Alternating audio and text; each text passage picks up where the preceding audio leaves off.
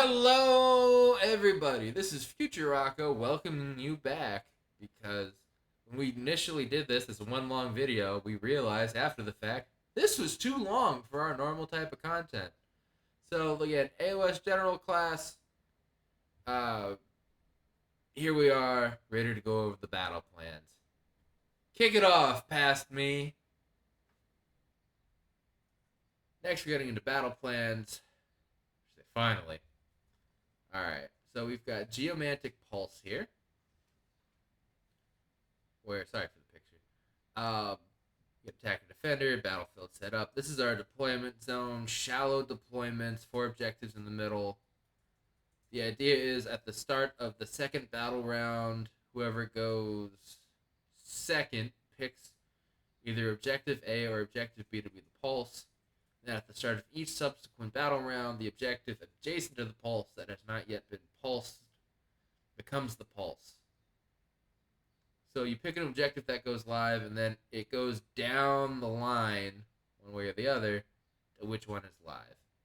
If it is the pulse, it is worth 2 victory points.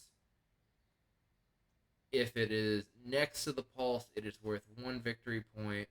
And if you control at least one objective, just in general, you get another victory point, and then 2 for battle tactics. So, again, if we say A is the pulse. Cool. I control A, hold 1, hold the pulse.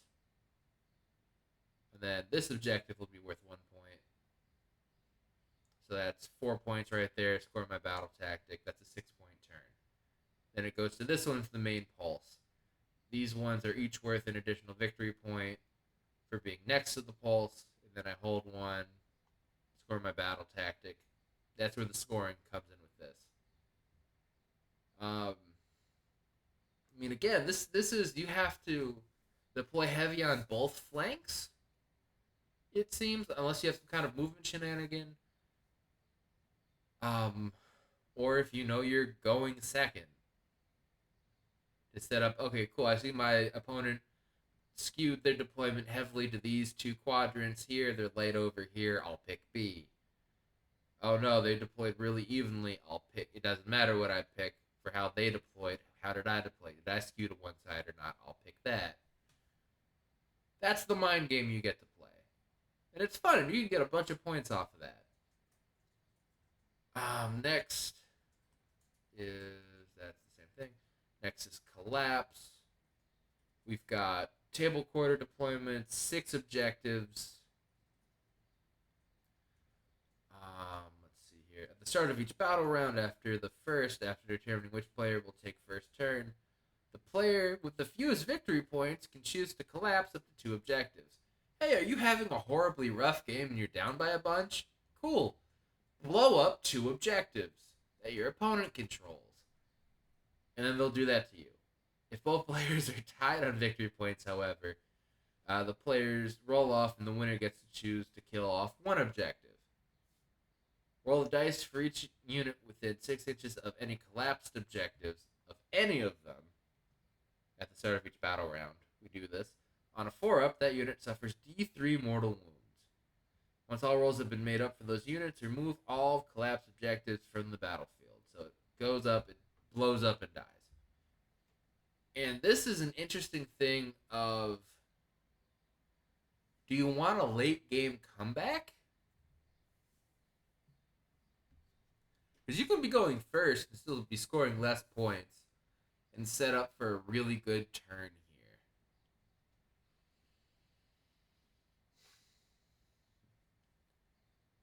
And I'm fine with going first or second in this, like as a general rule of thumb. I think it just depends on what army are you playing, what is your opponent playing. You know, my general rule of thumb is if I'm going into a shooting army, a double turn will cripple me if they have more shooting than me. So I want them to go first, do their damage, and I get 2 turns to answer back. But I don't see any big, crazy plays here. You know, if you're deploying stuff over here or over here on your deployment zone, you want it to be fast to reach out to this. Scoring here is hold 1, hold 2, hold more than your opponent in a battle tactic, and get most 5 a turn. So if you're going first, you'll hold, presumably, both of the objectives in your deployment zone. And just go play for one of the ones in no man's land. You don't need to go for both. Don't overextend. And conversely, if you're going second and they overextend, punish them for it. They send something out in the middle, way out over here. Kill it. It's not supported by their main army. If they spread out too far into no man's land, just rush the middle. Take both of these objectives. Then you play a weird game of who's going to blow up objectives here. Also, this is at the start of each battle round after the first, so you can choose to collapse up to 2 objectives. You do not have to. But I guess that also means, not that I don't know why you would, if, like, say you're down by a point, but you have a bunch of battle tactics you can score, and it's like like round 2, 2 of them blew up. Round 3, 2 of them blew up. Round 4, you have 2 objectives left out of the 6 here, and you have battle tactics to score, and your opponent doesn't. I could see a world where you just blow these up and you win off of a grand strategy in your battle tactics. That's not going to be common, but it's a possibility. Okay, next is lines of communication. Again, 3 in the middle. Shallow territories. And it's very easy to score that one where it's get out of your more units of yours out of your territory than in your territory. So the special thing here is at the start of each battle round, after determining which player will take the first turn, the player taking second can pick a phase to disrupt, like the hero phase. During that battle round, each time a model in their opponent's army issues a command in that phase, their opponent must roll a dice. On a 3-up, an additional command point must be spent to issue that command. Man, everybody likes Total Eclipse from Lumineth Realm Lords, right? Well, and their opponent can choose whether or not to spend the additional command points. If they don't do it, that command is not received at all, but the initial command still counts as being used, and the command point spent is still lost. So let's say I want an all-out defense in the shooting phase. Well, you can only do that command once per phase, and it still costs me a command point. So if I have my opponent roll that 3-up, I'm like, listen, I only have 1 command point anyway. My command point is wasted, the command is wasted. I'm having a horrible time as I'm getting shot to death in this game. But on the flip side, you get to do that to your opponent, really get the screws in on him. That's really cool. And goes with the whole, you're disrupting their lines of communication. If you're going into an opponent that has a lot of hero phase buffs to dish out, or combat phase bonuses, which is probably where I would be going with this, or if you want to be really cheeky, I guess, do it for the morale phase and stop people from issuing an auto pass of that. Auto pass Battle Shock. We have play here. I'd probably do it in the combat phase, but I like it. And it's hold 1, hold 2, hold more, battle tactic for 5 points.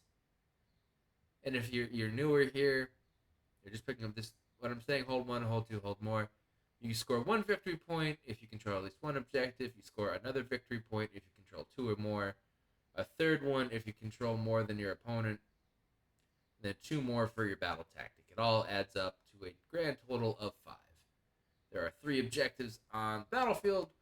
So if you go first, hold 1 right there. Hold 2 here. 2 is more than your opponent's 0.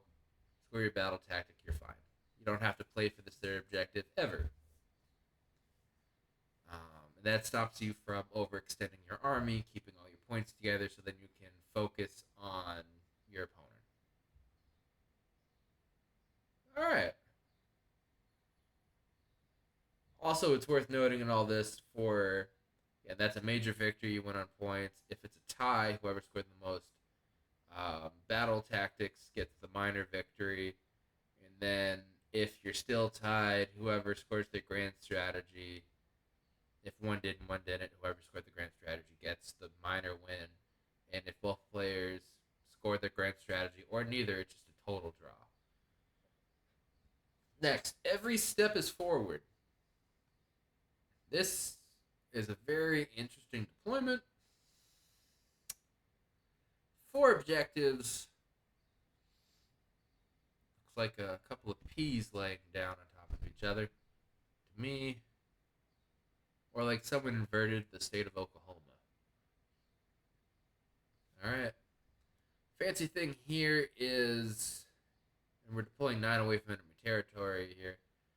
Give no ground. If a unit makes a charge move until the end of the turn, add 1 to the number of models that you count towards for controlling an objective. If a unit retreats, the models in that unit cannot contest objectives. This is very much you're running forward, running at the enemy.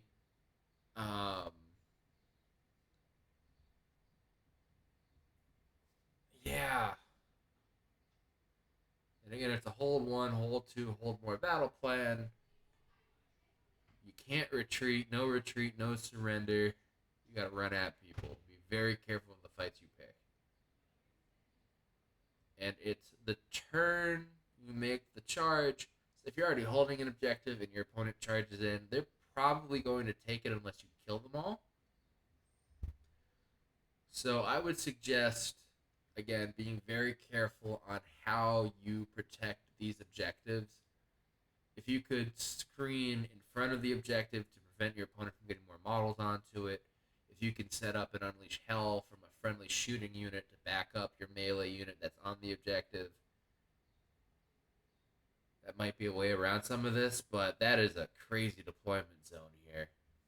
I think we'll get a lot of good fighting along this line. Yeah, I haven't seen a world where elite armies should set up in these 2 quadrants of their deployment zone away, because you're 9 inches away, it's 18 inches out. So, start of the game, no one's going to actually be on these objectives, right? So, you need to put up something really cheap that you don't care about to get blasted by your opponent when they go, if you're going first. And if you're going second, there's a good chance you just swing these points around. And again, you just need to hold 2 at least, hold 1, hold 2, hold more. Your opponent's on 2 objectives, take them from them. Don't even touch these other objectives yet, because when you charge into them to take it from them, you'll be scoring with more models in your whole of how many models are on the objective to take it, right? So you charge in with 20 models, it's really like you have 40. Hold on. Yeah, 20 plus 20 because they're like 1 model. Yeah, I'm smart. So you want to be really careful about when you actually are claiming objectives in this one. And every step is forward, which, again, we're happy here. Limited resources. Okay. Full territory and territory there. 6 objectives. This one is, I do like this one. Again, we're 9 inches away. Life is good. If you're a melee army, get really into it quickly. The whole idea is you're siphoning, you're on a glacier, there's melt water coming in, so you can get water to have your army drink. Right? They need water to survive. So when a player gains control of an objective, they start to siphon the melt water from it. After scoring victory points, if the player whose turn it is controls an objective they controlled at the end of the previous turn, that's complicated. If the player whose turn it is controls an objective that they already controlled the turn before, they have siphoned all the water from that objective, and then that player cannot control that objective anymore. And again, here's a note. Once a player has taken all the water from it, they can still contest it to prevent their opponent from controlling it, but you don't count as controlling it for the sake of scoring. So we have 6 objectives. You can control functionally for 2 turns. You can score them for 2 turns in a row.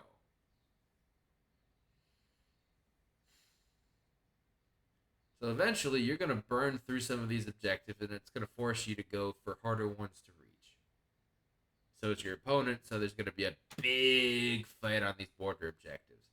And let's say I control it, then you control it, then I control it again on my turn. Well, guess what? When a player gains control of an objective, they start to siphon it after scoring victory points. If the player whose turn it is controls an objective they controlled at the end of their previous turn, so I got the objective back, I still siphoned all the freaking water out of it, and then I lose the ability to score with that objective. So you take it, I take it, you take it, then all of a sudden you can't control this objective on the border anymore. That's the scary part. Like, let's say you take these back objectives real quick, right? Cool. It's your turn too. These objectives in your deployment zone might as well be burnt. So I think the smart move is hold 1, hold 2, hold more. Right? You control just one of these in your home objective, and then you take a border one. And then if your opponent can get to this, that's when you start taking it back. So this battle plan is going to be for, like, you skew to one side deployment, probably would be a good way to go about it. And, which I like. And each battle plan, we've done something different with how we want to deploy, how we play the game. This is interesting. All right, spring trap. Very, very interesting deployment zones and territories here. We're 9 inches away from each other still. Yep. 3 objectives, 1 dead middle, then 2 along the middle of the board the long way. During deployment, after both players have set up their units, starting with the attacker, each player can remove D3 units from the battlefield. Roll once for both players. So both of you will get the same advantage with this. And place those units in reserve. Starting from the second battle round, at the end of your movement phase, you can set up those units wholly within 6 inches of the battlefield edge, more than 9 from all enemy units. So for armies that have never had some type of put a unit in reserve and deep strike it, here you go. Usually this is the part of the General's Handbook where they're like, hey, we're going to punish armies that have some way to put units in reserve. This time they're like, no, you get reserves. And if you already had stuff set up in reserves, this is for units that are already on the battlefield. So there is a world where you null deploy, where you roll a 3, you only have 3 units on the table, you pop those bad boys off. Now, this special type of deep striking starts from the second battle round, but it doesn't say they have to come in by battle round 3 like the other versions of deep striking. So you can save a unit for battle round 5 and flop out of somewhere, which is really interesting. Then again, it's hold 1, hold 2, hold more type of battle plan here. And woof, because you start this game not holding any of these objectives. Whatever you send out here is probably going to die. Whatever you send out here is probably going to be in a huge fight really quickly. It's innovative and new. And again, just for the fact that you give everybody a chance to deep strike stuff, I'm already a fan of this battle plan. For large armies that might not fit in this limited bit of territory, that's going to be rough. For armies that you plan to at least put 1 unit away anyway, you can kind of put a feint like how you're gonna deploy. Like, oh no, I'm putting this unit here. It's out of position. What am I gonna do? And you got to roll the dice, and then you just lift it and move it and put it in reserves and see how your opponent reacts. Yeah, we've got layers to how to deploy in this. So I'm a fan. My goodness. All right. Fountains of Frost. Narrow the narrow deployment, third territories, very far away from each other, three objectives in each side. And Dorian, okay, here's the special bit, right? The new Locust unit, which are the wizards that are 9 wounds or less and not mounted, count as 10 models for controlling objectives. At the start of each battle shock phase, roll the dice for each objective that is contested by 3 or more units. Units in general. Okay, on a 4-up, each unit on that objective suffers D3 mortal wounds. Roll separately for each unit. Alright, so there's so much magic shooting up from these objectives. Even if you have 3 just friendly units on there, like a hero and a unit, and another unit of troops, and a cavalry unit, and then the foot hero, they just go and blow up. If your opponent charges you with 2 units and you have 1 unit on there, it could blow up.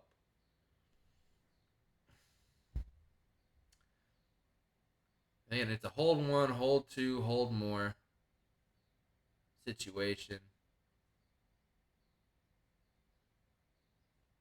That is a lot of ground. That's 22 inches between territories.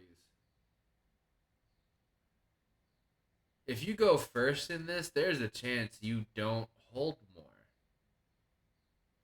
Sure, you got to remember that like this objective goes out to like 6 inches, this way.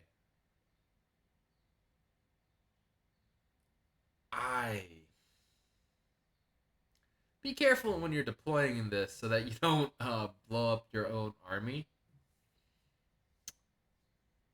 which will be kind of hard because these objective markers again are like big circles. And having 3 inches in that's gonna be rough. All right, next the ice fields. We're getting through this, chat. Don't worry. Going long way around the table. Territories going up to the middle. Old book Cities of Sigmar. This is past me.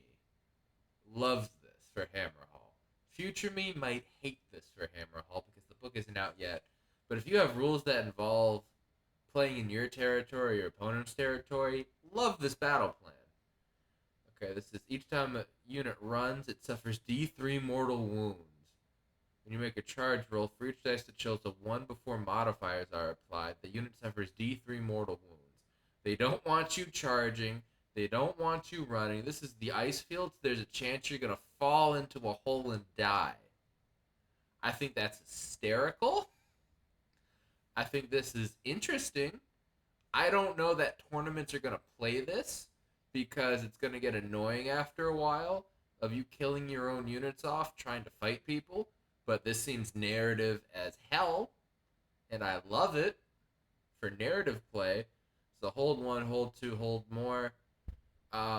Again, the way the objectives are spaced, and we start 9 inches away from each other, so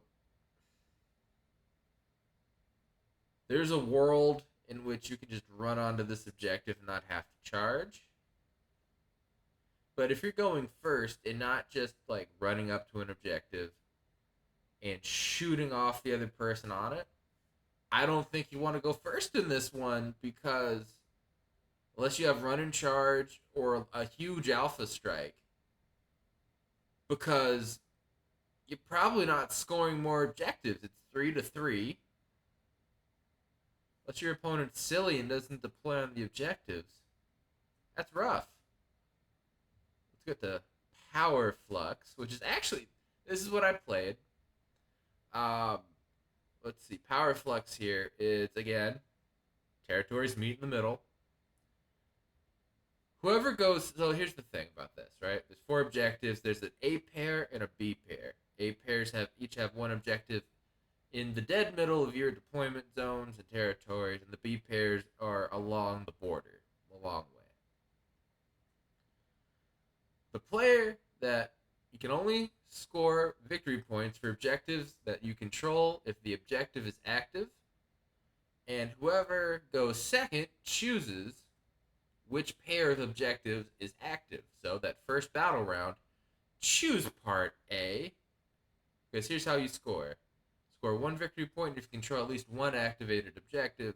Score another one if you control both. Score a third victory point if you have a locust unit and no enemy locust unit is contesting it, right? So score one victory point if an enemy wizard unit dies in general in the battle round. So this is what I played my game where pre-nerf power primal dice, the magical, I got a 25 to cast on the Warsong Revenant, and they errated the combo out of the game fairly. So turn one, I went second. I chose the A objectives. So my opponent and I each had one. We scored our battle tactics, even game. Right?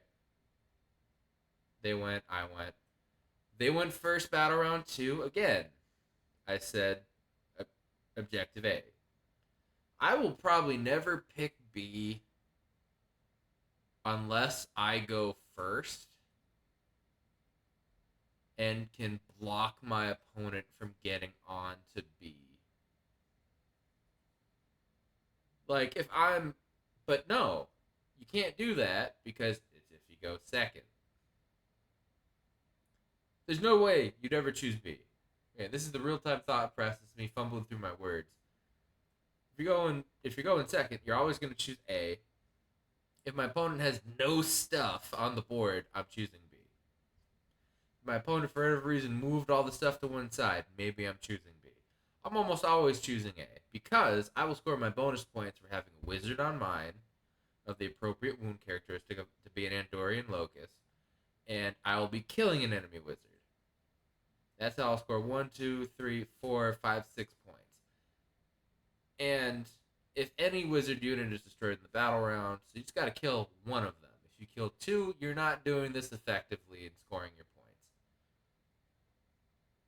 You know, in the turn that I did this and played this, my bottom of 2, I broke the tie. Actually, even better, my opponent moved their wizard off of their home objective to force the issue of fighting me on my home objective, which resulted in me killing with my Sylvaneth a vampire lord on zombie dragon, a bunch of blood knights, and zombies, which then set me up to kill into battle round 3 a necromancer, skeletons, and more stuff from the Soulblade army I was playing against. And even then, I probably would choose...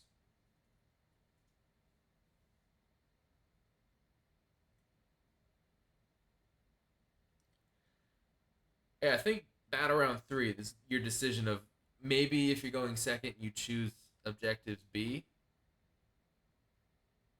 Maybe if you've got board control and you're going second and your opponent's got to come at you. But again, because it's whoever goes second chooses which objectives are active, you almost always choose A, in my opinion. And then you score bonus points by killing enemy wizards and having a wizard of yours on an objective without an enemy wizard that is a locust on that objective. That's how we play this one, alright? Aether Surge is a cool mechanic, cool battle plan, a lot of fun. I don't know when you would choose these middle objectives to be active over the home objectives. Next, the Frigid Zephyr. Looking at the map here with corner deployment, 3 objectives diagonally across the middle of the board. Okay.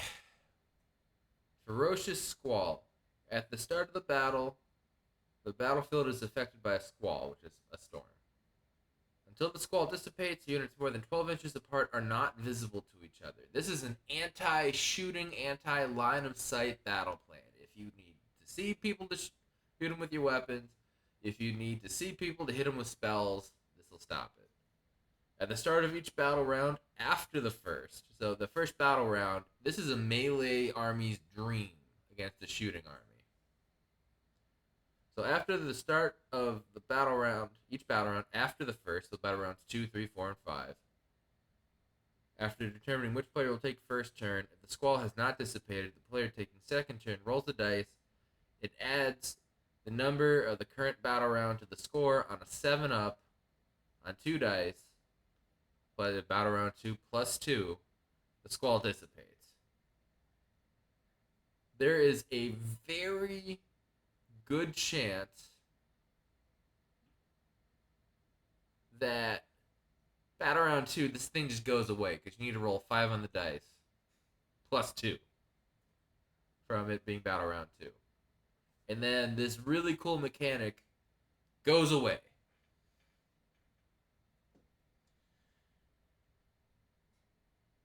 I wish there was a way for it to come back. I feel like that is an interesting dynamic. But this is the anti-shooting battle plan. There might be a way to have tournaments love this. If you have a shooting meta and you want to bring more melee armies and see more of a variety of stuff. This is, again, you score 1, score 2, score more battle tactic, right? For your objectives, you just take 2 of them, hold on for dear life.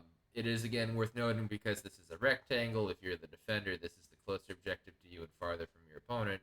You shoot out there, hold the middle one. Life is good.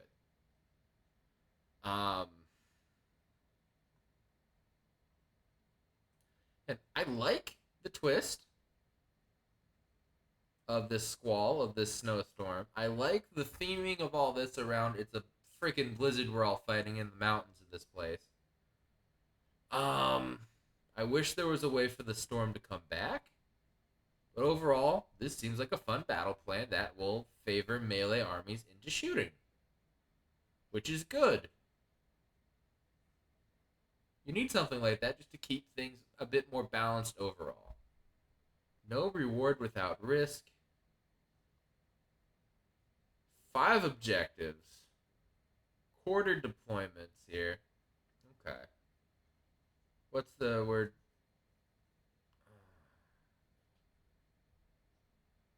This was, I believe, errated to, again, be the 9 inches away from enemy territory, but I'll double check later. The twist of this thing is when a wizard is slain, before removing it from play, roll a dice. On a 4-up, the wizard explodes as their magical energies are released uncontrollably. Each unit within a number of inches equal to the wounds characteristic of the wizard suffered D3 mortal wounds, roll separately. Alright. Archeon's a wizard. It's every unit when they blow up and die. Okay. Suffers D3 mortal wounds. I'm just, for the sake of this. You know what? Everyone hates Techless. Let's go to the Lumineth here. Let's go and make sure no videos are playing in the background that I can get copy struck from. I don't know. Let's say Archmage Techless, he has 16 wounds. So let's say you kill Techless. You shoot him, he dies, he blows up in the Lumineth army. You roll the 4-up, right? Each unit within, in this case, 16 inches of the wizard that dies, of Techless, when he dies, suffers D3 mortal wounds. That hits basically the whole Lumineth castle, plus any friendlies that are nearby when you kill them. That is really interesting. A lot of the support wizards and foot wizards we'll see that are going to be these locusts are probably going to be between like 5 and 8 wounds.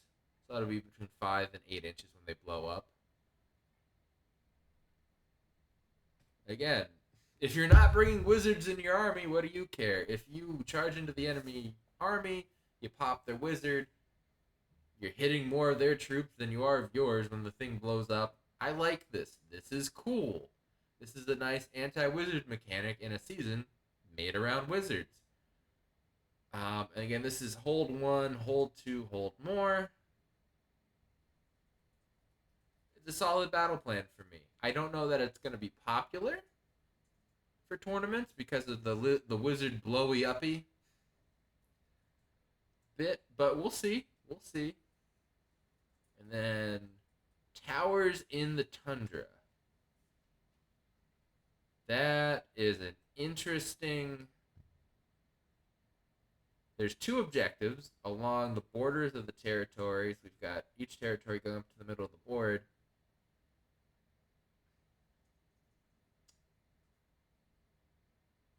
Okay. We've got something funky here. First, they set up objectives as shown on the map. Then they set up the recommended number of terrain features. Sure. At least one defensible terrain feature that is neither large nor very large must be set up wholly within each territory and more than 9 inches from enemy territory. If you don't have any defensible terrain features, the defender must pick two features that are neither large and be treated as defensible. Alright, so the idea here is a thematic narrative battle where each side is defending a watchtower on the border of two neighboring nations, and you are fighting each other in a border skirmish. Okay? The attacker picks which territory is their territory, the other territory is the defenders, that's normal. Each player chooses one defensible terrain feature to represent a wizard's tower. It is arcane in addition to any of the rules it has, and the players. Okay, so not only is this a watchtower, it's a wizard's watchtower where they're plotting and scheming and pondering their orbs. And you score one victory point if you control at least one objective, one if you control both, another if you get a battle tactic. Each player scores victory points at the end of the battle as follows. Score 2 victory points if friendly units are garrisoning the wizard tower in your territory. If your starting army did not include any units that could garrison a terrain feature, score 2 victory points if you control the wizard tower in your territory instead.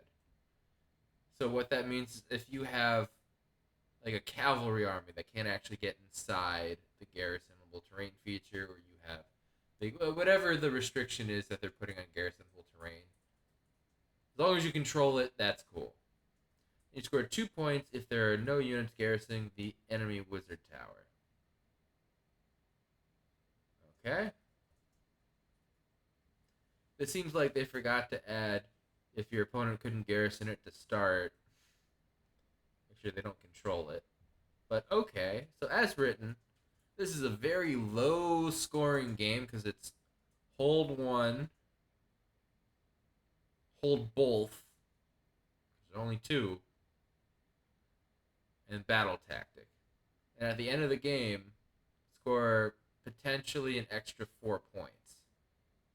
If from this you score 2 points if one of these conditions is met, and then this is 2 if the other condition is met. So this is gonna, if you're using differential scoring in a tournament and you're putting this in there, nobody is gonna like you. This should be a very low scoring game. Whoever goes first is gonna score 4 points. There's a hold one, hold both battle tactic, and then try to hold on for dear life as the person who goes second tries to just knock them off.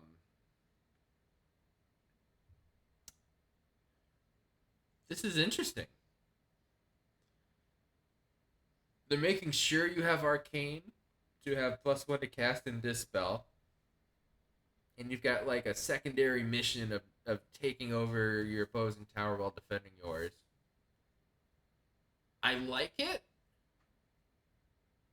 from, again, a narrative perspective. I normally am a narrative gamer. I like playing cool scenarios. I like doing ambushes. I like doing sieges. I like this is in my wheelhouse, right? As much as I like playing the chess game, the 3-day chess game of tournaments with symmetrical deployment zones, high scoring games.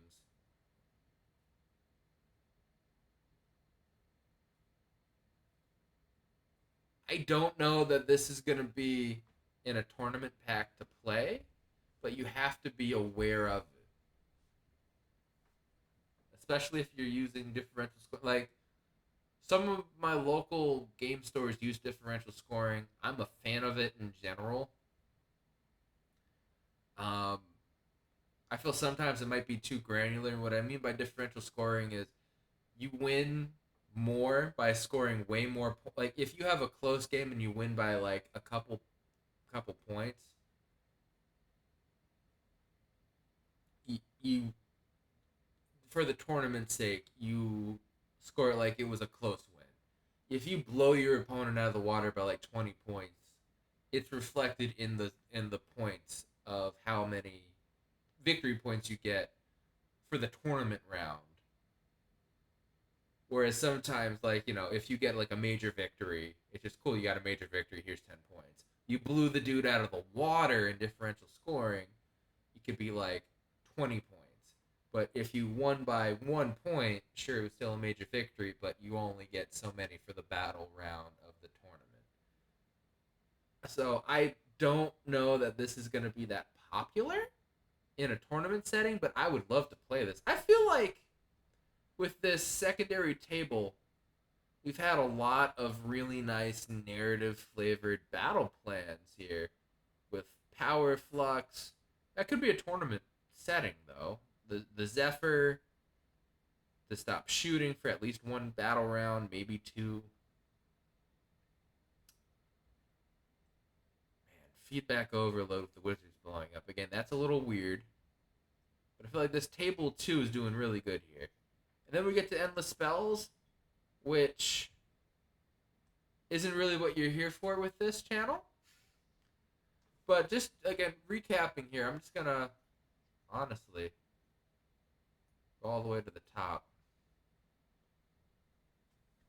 Overall, I really do like this General's Handbook. We have a year to digest it. GW stopped the 6 month thing. They're still going to do the quarterly points updates and balances to keep the game fair. Um, this is our sandbox to play in for the next year.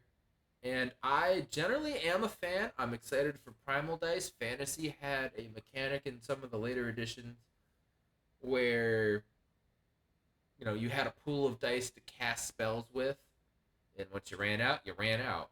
This is a similar mechanic. So those old fans of fantasy, here you go. Um, yeah, I like the Wizards. The Wizard heroes, 9 wounds or less, being the locust.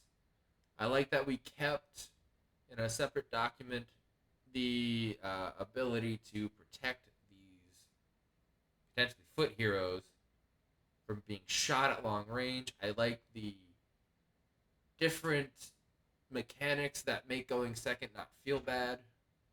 I like the mechanics where going first still feels good. You still will get advantages for it.